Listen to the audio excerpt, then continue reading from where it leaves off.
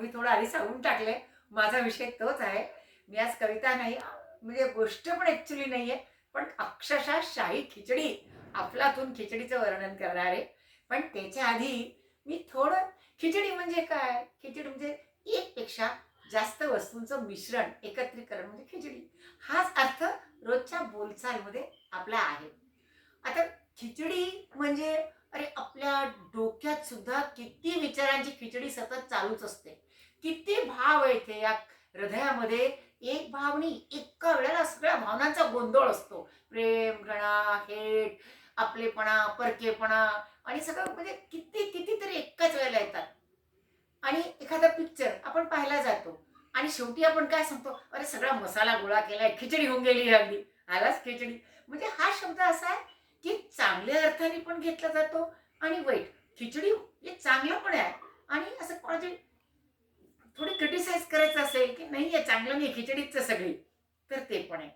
आपण पुढे ओपन माईकला द्यायचं असेल आणि आपल्या खूप कविता, खूप स्टोरी असेल ना, कोणाला हो न हो, मला तर इतका गोंधळ होतो, ही करू की ती करू, ती करू की ती करू, ही स्टोरी करू की ती करू.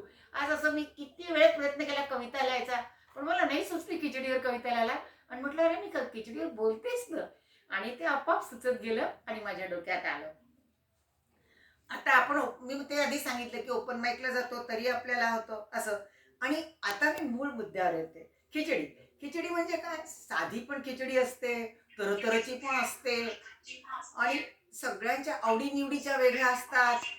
आणि मुख्य म्हणजे कसं, की आपण थकून आलो, बाहेर कामावरून खूप आलो, बाहेर पार्टी लग्नाकार्यात जाऊन आलो, प्रवास करून आलो, तर टाका खिचडी गद्दा. आता तर कुकरमध्ये म्हणजे पटकन 2 मिनिटात होते. पण आजारी माणसाची खिचडी म्हणजे डॉक्टर सांगेल अगदी साधी, काही नाही त्याच्यावर, ती खिचडी. बरं, घरात सगळ्यांच्या आवडीनिवडीची, तुरीची डाळीची हवी, मुगाची हवी, चण्याच्या डाळीची हवी, हिंग हवा, लसूण हवा, फोडणी हवी, हे प्रकार आले. सगळ्यांचे अलग अलग असतात म्हणे. पण मी जी खिचडी सांगणार आहे ती आज, ती कशी खिचडी सांगणार आहे? शाही खिचडी, अगदी अफलातून. तिचं वर्णन मी करीन. खरं तुम्हाला कळेल की खिचडी म्हणजे काय. आणि मी सांगते की नक्की वर्णन करता करता तुम्हाला असं वाटेल की ही खिचडी घरी जाऊन केलीच पाहिजे आपण, तरच आपल्याला समाधान होईल. आता सगळ्यात पहिल्यांदा काय करावं लागेल, की पहिले सगळी धान्य म्हणजे गहू, मकई, बाजरा, नाचणी, ज्वारी, हे सगळ्याचे सांजे घेऊन मंद आचेवर भाजायचे बरं का, अगदी मंद आचेवर. मग भरपूर होणार ते एवढं सगळं मिक्सर केलं तर. मग तांदूळ हे घेतलं म्हणजे तांदूळ आलेच. मग सगळ्या डाळी, तुरीची डाळ, मुगाची डाळ, चण्याची डाळ, चवळीची डाळ आणि सगळं सालाची डाळ, आणखीन तुम्हाला काही हवं असेल तर टाका. मग त्याच्यानंतर आलं त्या डाळीमध्ये सगळे मसाले, लवंग, दालचिनी, विलायची, काळी मिरे, तेजपत्ता, हे सगळं आलंच. आणि मग लसूण, आलं, हिरवी मिरची, कोथिंबीरची पेस्ट आलीच. थोडेसे काजू, बदाम, किसमिस आणि शेंगदाणे आणि सगळ्या भाज्या, सगळ्या भाज्या, कांदा, बटाटा, मटार, आणखीन फ्लावर, सिमला मिर्च लाल बाजूला राहू द्यायची, हा म्हणजे तिचा रंग आणखीन वेगळा येईल. आणि दुसऱ्या भाज्या आल्याच, गाजर आलं, सगळं जेवढं टाकायचं तुम्ही टाकू शकता, सुरण टाका, हे सगळं टाकायचं. थोडंसं मीठ, थोडीशी हळद आणि जराशा थोड्याशा तेलात फोडणी द्यायची, जास्त नाही, कारण पुढची फोडणी तर फार मजेदार आहे, अफलातून आहे. फोडणी द्यायची, हे सगळे धान्य टाकायचे, भरपूर पाणी. कारण ही खिचडी कशी अफलातून खिचडी, अशी गचका नको, हा एकदम सुट्टी, एकदम सुट्टी, रसदार, दाणा दाणा दिसला पाहिजे, पण अशी चिपकलेली नको. हे सगळं याच्यात टाकून द्यायचं. हळद टाकायचं, धण्या जिऱ्याची पूड टाकायची, शिवाय गरम मसाला टाकायचा आणि कढीपत्ता टाकायचा, फोडणी थोडीशी दूध, हे सगळं टाकून द्यायचं.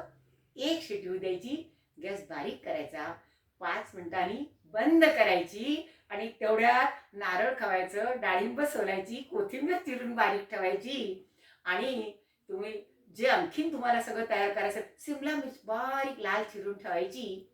आणि मग सगळी तयारी झाली, वाटतंय की कुकर आता उघडतोय, की मग तुम्ही कढई ठेवा, त्याच्यावर 4-5 चमचे सगळे चांगलं मस्त घरगुती साजूक तूप ठेवा आणि कुकर उघडा. त्याच्यामध्ये ती जी तुम्ही साय घोटली आहे ना, ती अशी ओतून रंगबिरंगी साय, जी पांढरी गोल गोल गोल गोल टाका, असं चक्र अगदी.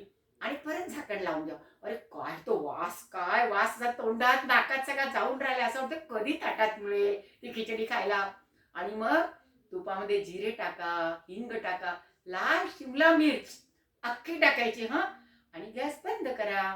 भरपूर कढीपत्ता टाका, ती काश्मीरी मिरचीची पावडर लाल चटक भरपूर 2 चमचे, आणि उकड उघडून ती फोडणी होता. छन्न तो आवाज आणि तो वास असा दरवळतो आजूबाजूला, आजूबाजूला असा नुसता सुगंध पसरतो हा त्या खिचडीचा. आणि मग तुम्ही जोरात ओरडा, चला रे ताटवाटा घ्या, गरम गरम शाही खिचडी यायला या, अफलातून खिचडी खायला. तेवढ्याच दरवाज्यावर थाप ऐकू येते एकदम, अरे काय बनवलंय, खूप छान वास येतोय. आता तुम्ही कसं नाही म्हणणार.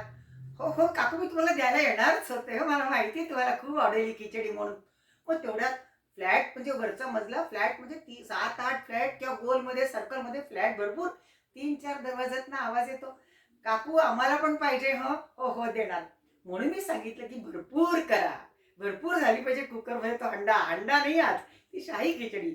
आणि मग तुम्ही जेव्हा जेवताना तो स्वाद, त्या खिचडीत किती वस्तू टाकल्या तुम्ही मोजल्या आहे का? अप्रतिम. त्या खिचडी, वाढलेल्या खिचडीवर सुरेख पांढरं नारळ, हिरवी कोथिंबीर, डाळिंबाचे दाणे, ती लाल लाल सिमला मिर्च, आणि तुम्हाला आणखीन शोन जे काय टाकायचं ते टाका.